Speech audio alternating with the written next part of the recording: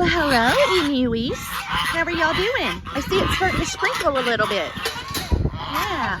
Well, I got the emu and geese area mostly done yesterday, and I wanted to update y'all. I was able to get the metal back on the roof. It's not on there the greatest because the structure's not square anymore.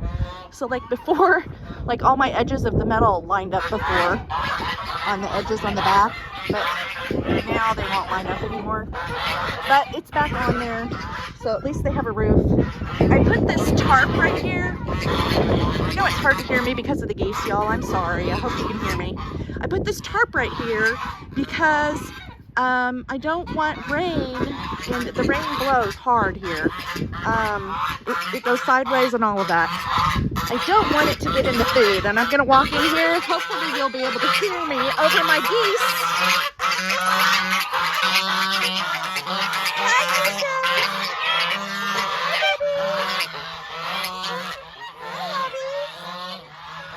Hi. They're so loud.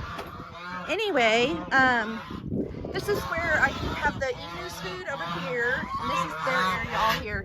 But then this area right here is where the geese are most of the time.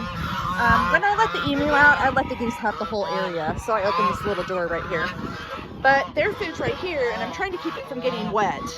I have considered getting some screens, something similar to this, and putting on some of this outside area to block wind, and also hopefully some of the rain, maybe on this whole side. I was considering doing this whole side that way, maybe leaving the tarp here too.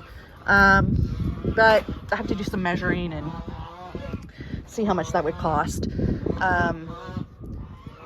Or maybe I'll just put some metal along part of this side, because it gets very windy and the emu really don't have much protection. Or, well, the geese can get under this thing, and I'm planning to put a roof on here. This is just a temporary tarp for a roof on this thing that I built, but I just didn't get that far yet.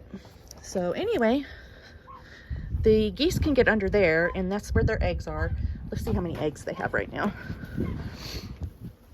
I had to get rid of all their eggs the other day because they stopped sitting on them when I moved them again. And it was really sad, y'all, because a couple of them had developed part of the way.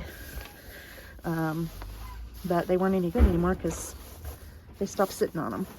So I had to put a rock in here. So there's a rock right here. I just wanted to make sure it wouldn't blow, this pool wouldn't blow away. Looks like they've got 3 eggs from what I can tell. Yep, they've got 3. So I don't think they're sitting on them yet, but maybe we'll get some little goslings. You never know. They were sitting on the other ones, so maybe they'll sit on these. And they were developing. There were 2 that were developing, not the ones that I had to get rid of. But anyway, so there's fertility going on at least. But that's what I put them in, the eggs in, when I had to move them out from this area after the storm, and they seem to like sitting back in there, so I'm just gonna have that as their area for their eggs. So anyway, that's that.